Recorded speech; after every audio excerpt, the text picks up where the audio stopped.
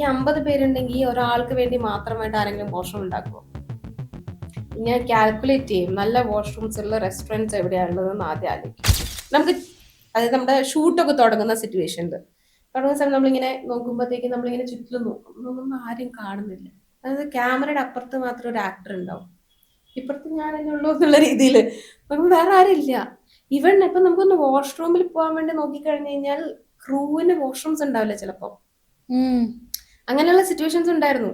അതായത് ക്രൂവിന് വാഷ്റൂം ഇല്ല. അപ്പൊ ഞാൻ എന്ത് ചെയ്യും? ഞാൻ ഒരൊറ്റ അതായത് 150 പേരുണ്ടെങ്കിൽ 50 പേര് കൂട്ടിക്കോ, 50 പേരുണ്ടെന്ന് എനിക്ക് ക്രൂവില്. ഈ 50 പേരുണ്ടെങ്കിൽ ഒരാൾക്ക് വേണ്ടി മാത്രമായിട്ട് ആരെങ്കിലും വാഷ്റൂം ഉണ്ടാക്കുമോ? ഇല്ല. അപ്പൊ ഞാൻ എന്ത് ചെയ്യണം?